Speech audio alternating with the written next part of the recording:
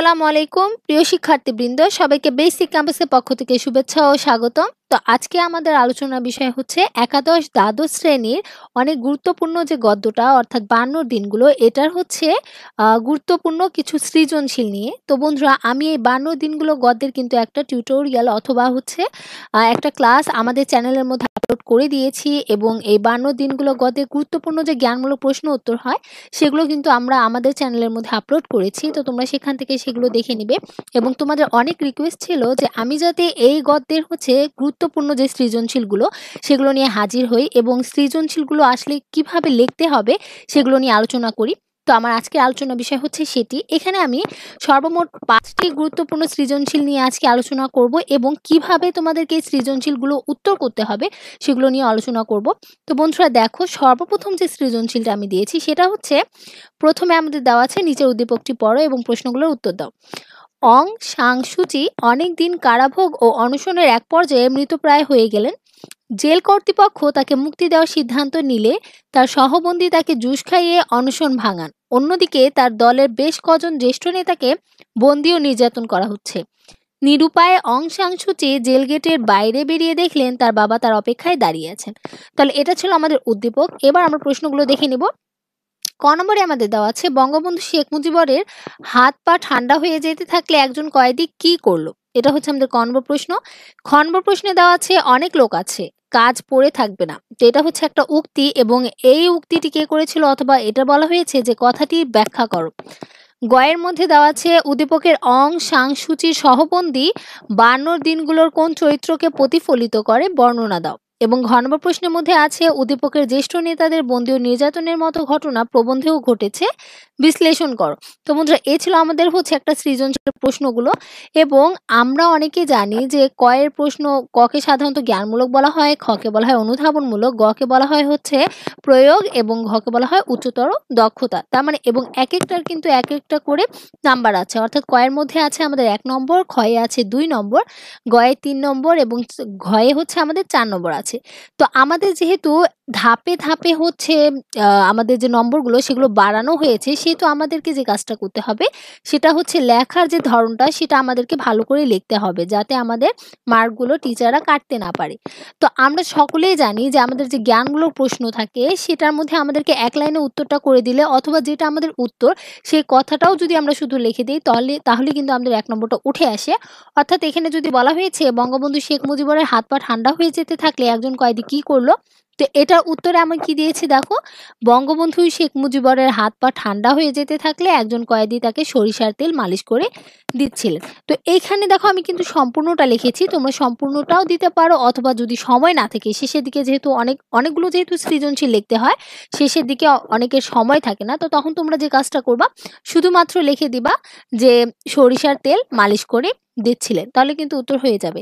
তো একটা লাইন লিখলে কিন্তু আমাদের ক নম্বরে উত্তর হয়ে যায়। খ নম্বরে যে কাজটা করতে হবে, ক্ষয়ে যেহেতু আমাদের 2 নম্বর, সেহেতু আমাদেরকে এটাকে কি করতে হবে, দুটো প্যারায় বিভক্ত করে নিতে হবে, অথবা দুটো অনুচ্ছেদে বিভক্ত করে নিতে হবে, বা দুটো ধাপে বিভক্ত করে নিতে হবে, যাতে আমাদের প্রত্যেকটা ধাপের ক্ষেত্রে 1 মার্ক করে দিয়ে দেয়।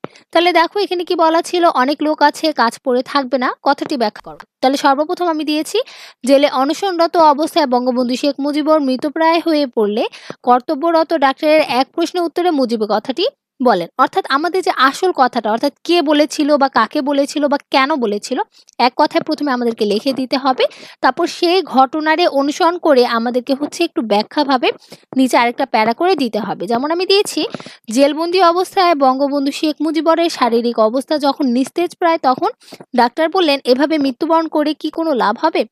বাংলাদেশে আপনার কাছে অনেক কিছু আশা করে। ডাক্তারের এ প্রশ্নের উত্তরে বঙ্গবন্ধু শেখ মুজিবুর রহমান প্রশ্নোক্ত কথাটি বলে। তাহলে আমাদের এভাবে কি করতে হবে, দুটো প্যারায় লিখতে হবে। তারপর দেখো গ নম্বরে আমাদের কি আছে, উদ্দীপকের অং সাং সূচির সহবন্দী 52 দিনগুলোর কোন চরিত্রকে প্রতিফলিত করে বর্ণনা দাও। এবং আমরা জানি গয়ের মধ্যে আমাদের হচ্ছে 3 নম্বর থাকে, সেহেতু আমরা যে কাজটা করব, এই গয়ে আমরা 3টা প্যারা করব, এবং সর্বপ্রথম আমরা আসল কথা লিখে দেব এক কথায়। যেমন উদ্দীপকের অং সাং সূচির সহবন্দী 52 দিনগুলোর মহিউদ্দিনকে প্রতিফলিত করে।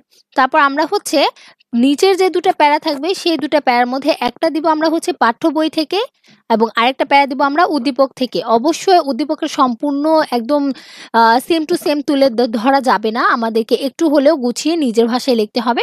এবং অবশেষে আমাদেরকে যেটা লিখে দিতে হবে সেটা হচ্ছে অংশাংশুচি সহবন্দির এ ঘটনাটি প্রবন্ধের মহিউদ্দিন চরিত্রকে প্রতিফলিত করে। এর মানে কি? এর মানে হচ্ছে আমরা প্রথমে যে মূল কথাটা লিখেছিলাম প্রথম প্যারার মধ্যে, শেষের দিকে ফিনিশিং হিসেবে আমাদেরকে সেম কথাটাই একটু গোছালোভাবে তুলে ধরতে হবে, তাহলে কিন্তু টিচার আমাদের মার্কগুলো সহজে কাটতে পারবে না। তো বন্ধুরা এখানে হচ্ছে সেটার উত্তর। ঘ নম্বরে আমাদেরকে কি করতে হবে? ঘয়ের প্রশ্নটা আগে আমরা দেখে নিই। ঘয়ের মধ্যে বলা হয়েছিল উদ্দীপকের জ্যেষ্ঠ নেতাদের বন্দী ও নির্যাতনের মতো ঘটনা প্রবন্ধেও ঘটেছে, বিশ্লেষণ করো। তাহলে এই যে উদ্দীপক ছিল, এই উদ্দীপকের সাথে আমাদের পাঠ্য বইয়ের তুলনা করতে বলা হয়েছে বা ঘটনাগুলো বিশ্লেষণ করতে বলা হয়েছে। তো এবং ঘয়ের মধ্যে আমরা জানি আমাদের কত নম্বর থাকে? 4 নম্বর। সেহেতু এখানে আমরা কয়টা প্যারা দিব? এখানে আমরা দিব হচ্ছে মোট 4টা প্যারা। এবং সেম গয়ের মতোই আমাদেরকে কি করতে হবে? প্রথম যে প্যারাটা থাকবে সেটাতে আমাদের মূল কথাটা লিখে দিতে হবে। যেমন বায়ান্নর দিনগুলো প্রবন্ধে মুক্তির প্রাক্কালে শেখ মুজিব জানতে পারেন তার দলের জ্যেষ্ঠ নেতাকর্মীদের আটক করে নির্যাতন করা হয়। অর্থাৎ কথা যে বলা হচ্ছে নির্যাতন সম্পর্কিত তথ্যগুলো দিতে বলা হয়েছে। তার মানে প্রথমে আমরা মূল কথাটা লিখে দিব, তারপর উদ্দীপক নিয়ে একটা প্যারা করব, তারপর হচ্ছে পাঠ্য বই নিয়ে একটা প্যারা করব এবং সর্বশেষে আমরা কি করব? মেন ফিনিশিং হিসেবে ওই কথাটা লিখে দিব যে আসলে তুলনামূলকভাবে আলোচনা করা হলো, অথবা এদিকে সাদৃশ্য পাওয়া যাচ্ছে বা আংশিকভাবে আমাদের প্রতিফলিত হয়েছে বা সম্পূর্ণরূপে মূল ভাবকে ধারণ করেছে, এই কথাগুলো বলা যেতে পারে। যেমন দেখো, সুতরাং বলা যায় উদ্দীপকের বন্দী ও রাজবন্দীদের নির্যাতনের বিষয়টি বঙ্গবন্ধু শেখ মুজিবুর রহমানের লেখা 52 দিনগুলো প্রবন্ধেও লক্ষ্য করা যায়। অর্থাৎ আমাদেরকে অবশ্যই একটা কি দিতে হবে? ফিনিশিং হিসেবে দিতে হবে। তো এটা ছিল আমাদের 1 নম্বর সৃজনশীল, এবং আমি এটা তোমাদেরকে ধাপে ধাপে বুঝিয়ে দিয়েছি যে আমাদেরকে কিভাবে উত্তর করতে হবে এবং কিভাবে সৃজনশীলটা লিখতে হবে বা এটার উত্তর কি হতে পারে।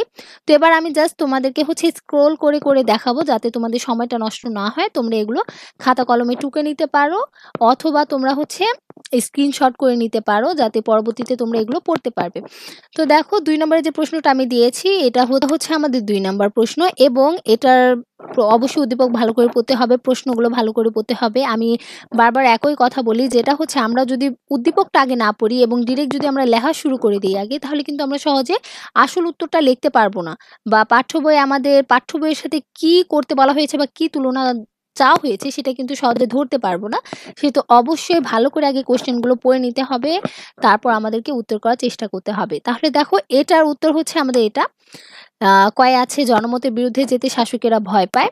ক্ষয়ে দেখো এই 2টা প্যারায় আমাদেরকে লিখতে হবে, এবং গয়ের মধ্যে আমি যেটা বলেছিলাম আমাদেরকে কয়টা প্যারায় লিখতে হবে? 3টা প্যারায় দিতে হবে। তো এখানে হচ্ছে আমাদের কয়টা প্যারা? দেখো এখানে হচ্ছে 2টা প্যারা এবং এখানে হচ্ছে শেষ প্যারাটি। তারপর দেখো 2 নম্বরে যে ঘ নম্বর প্রশ্নটা সেটার উত্তর হবে আমাদের এটা। তো তোমরা এখানে স্ক্রিনশট করে নিবে, এবং তোমাদের যদি আরো সমস্যা থেকে থাকে তাহলে অবশ্যই কমেন্ট বক্সের মধ্যে আমাকে কমেন্ট করে জানিয়ে দিবে। আমি কিন্তু এই সবগুলো রিডিং পড়ে বা বুঝিয়ে বুঝিয়ে দিতে পারছি না, কেননা এই যদি বুঝিয়ে দিতে যাই সেহেতু কি হয়ে যাবে, সবগুলো যদি বুঝিয়ে দিই তাহলে ভিডিওটা অনেক বড় হয়ে যাবে। এজন্য আমি জাস্ট একটা বুঝিয়ে দিলাম, তোমরা এগুলো নিজেরা বুঝে নিবে, এবং যদি সমস্যা থাকে কমেন্ট করে জানাবে, তখন আমি পরবর্তীতে বুঝিয়ে দেওয়ার চেষ্টা করব আবার।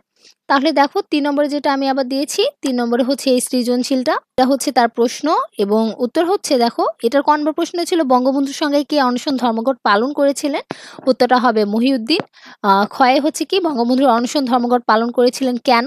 তো এখানে কারণ সহ বলা আছে, এবং আমরা যদি গল্পটা আগে পড়ে নিই দেখা যেতে পারে যে আমরা এই যে আমি যে উত্তরটা দিয়েছি তোমরা এর থেকেও ভালো ভালো উত্তর হয়তো বা তোমাদের জানা থাকতে পারে, তোমরা সেগুলোও দিতে পারবে। তো অবশ্যই আগে কি গদ্য সম্পর্কিত যতগুলো তথ্য আছে সেগুলো জেনে নিবে, এবং আমি বারবার বলছি আমাদের চ্যানেলের মধ্যে এই গদ্যটা ভালোভাবে বোঝার জন্য অথবা যতগুলো তথ্য আছে সবগুলো জানার জন্য যদি তোমাদের ইচ্ছে হয় অথবা যদি তোমাদের মনে হয় যে জানা উচিত, তাহলে অবশ্যই আমাদের চ্যানেলকে সাবস্ক্রাইব করে আমাদের যে ভিডিওটা আছে সেটা দেখে নিবে।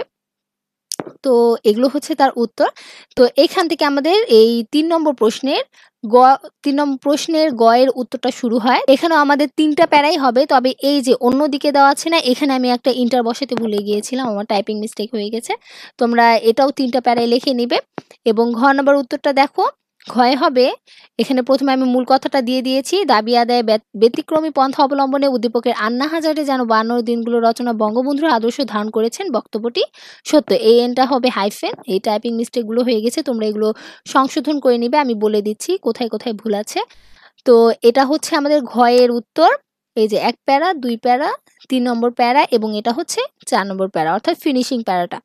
তারপর দেখো 4 নম্বরে যে উদ্দীপকটা আমি দিয়েছি সেটা হচ্ছে এটা, চৌ এন লাই চীনের জননন্দিত বিপ্লবী রাজনীতিবিদ ও নব্য চীনের জন্মদাতা, সুদীর্ঘকালে তিনি শাসন শোষণের বিরুদ্ধে লড়াই করেছেন।